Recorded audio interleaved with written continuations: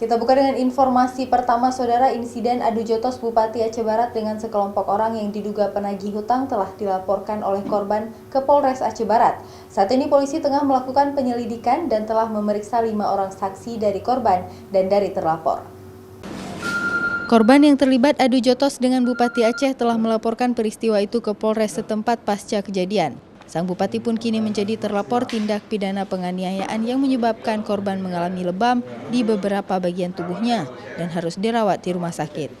Menindaklanjuti laporan tindak pidana penganiayaan, penyidik Polres Aceh Barat telah memeriksa 5 orang saksi yang berada di lokasi saat insiden adu jotos itu terjadi.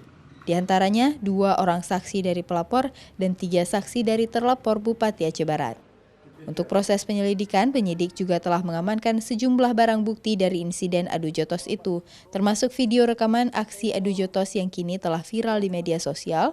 Namun penyidik hingga kini belum memeriksa terhadap Ramli MS, Bupati Aceh Barat selaku terlapor. Semuanya sudah diserahkan ke sana. Jadi untuk proses lebih lanjut mungkin nanti Polda yang menangani. Untuk saat ini sudah berapa saksi yang kita periksa? Yang sudah kita periksa 5. Dari terlapor berapa? Dari pihak terlapor 3, dari pihak pelapor 2. Ya, dan itu murah diperiksa semua dan sudah diserahkan ke polisi. Ya, pelapor itu melaporkan siapa, Pak? Bupati sendiri langsung? Iya. Siapa itu, Pak? Melaporkan yang terjadi penganiayaan itu. Bupati, Pak? Iya. Seluruh berkas perkara tindak penganiayaan yang telah ditangani oleh penyidik di Polres Aceh Barat telah diambil alih oleh Polda Aceh untuk dilakukan penyelidikan lebih lanjut karena alasannya terlapor merupakan pejabat daerah yang harus mendapatkan persetujuan gubernur saat diperiksa oleh penyidik.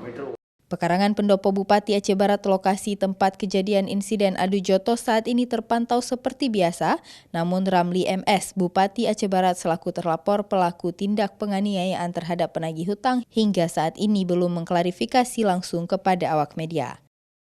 Raja Umar, Arif, Kompas TV, Aceh Barat.